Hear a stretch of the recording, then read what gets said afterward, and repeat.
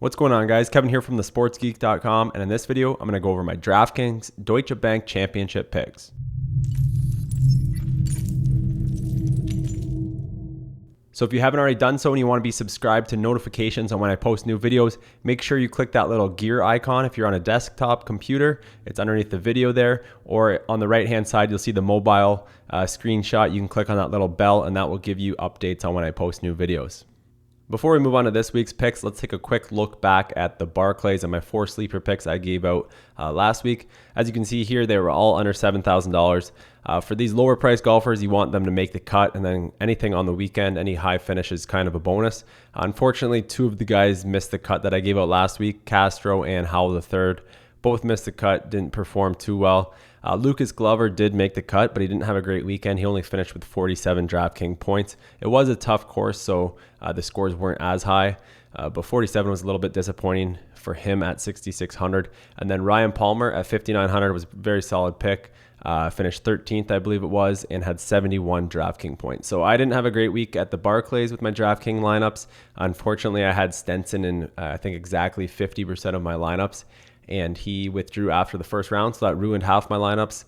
And then my other core players weren't that great. So I didn't have a good weekend at the Barclays, but you can see down on the bottom there, I have got a screenshot of a video I did. It's called the $1,000 Euro Tour lineup review.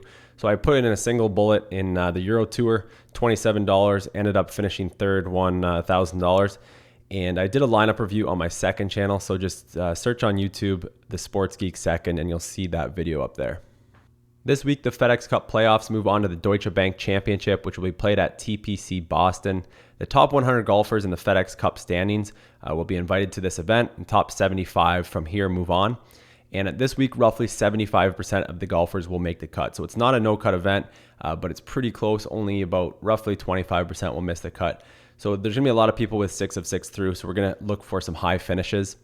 This event is played at TPC Boston yearly, so we've got some good course history to look at. TPC Boston is a 7,297 yard par 71.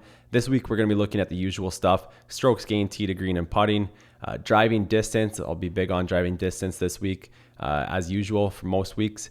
Par 5 scoring, birdie or better percentage, recent form, and course history. So my first Deutsche Bank sleeper pick is going to be Jonathan Vegas, 7,400. He's played here once in 2011, finishing 42nd. Since his big win at the Canadian Open about a month and a half ago, he has finished 22nd at the PGA Championship and 22nd at the Barclays. In between those two events, he did struggle at the Olympics, but I kind of throw that out the window. There was talk that his back was hurting from sleeping in the beds and that kind of stuff. I don't know if I believe that really, but he did bounce back nicely last week at the Barclays, finishing 22nd. So I think he's back into form. He was in good form before that, obviously winning the Canadian Open. So I think he's a pretty good pick this week. He ranks 51st in strokes gained tee to green, 20th in par 5 scoring, 46th in birdie or better percentage, and 11th in driving distance. So not too much course history to go by, but he did finish 42nd, which is not bad, top half of the field. And he's in pretty good form, 7,400. I don't think too many people will be on him just because he's pretty highly priced for the type of golfer he is and the caliber of golfer he is, I guess. But I think he's in good form, and I think he's a good pick this week.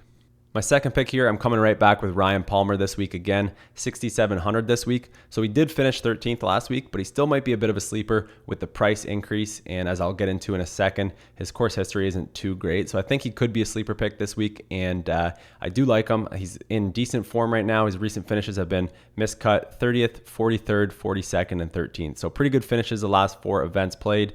And like I said earlier, he's played here 6 straight years, and his course history isn't great. But he did finish 16th 2 years ago, 65th last year. I think a couple missed cuts before that. So course history isn't great, but it's not too bad with a 16th place finish in there.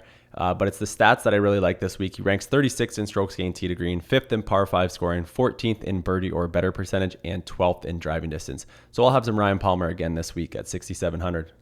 My third Deutsche Bank sleeper pick is going to be Zach Johnson at 8,000. Johnson isn't a long hitter, so he might be lower owned. I think more people are going to be looking at the long hitters this week. His recent finishes have been 12th, 33rd, 47th, 34th, and 48th. So nothing too special there, but he's been pretty consistent recently. He seems to be playing pretty decent golf. He's got top 25s here in 4 of the last 7 years with no missed cuts. So it's really the course history which brought me onto Zach Johnson. and which makes me like him this week. His stats aren't too great. He ranks 73rd in strokes gained tee to green, but he is 29th in strokes gained putting, 44th in par 5 scoring, which is pretty good, and 57th in birdie or better percentage. So I think Zach Johnson will be maybe 5 to 7% owned, and I think he's a good sleeper pick this week at 8,000.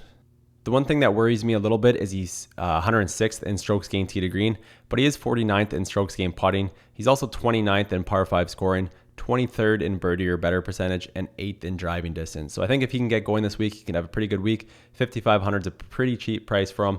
I think he'll be a little bit of a sleeper pick, maybe 5 to 8% owned, and he'll be my favorite pick in that range.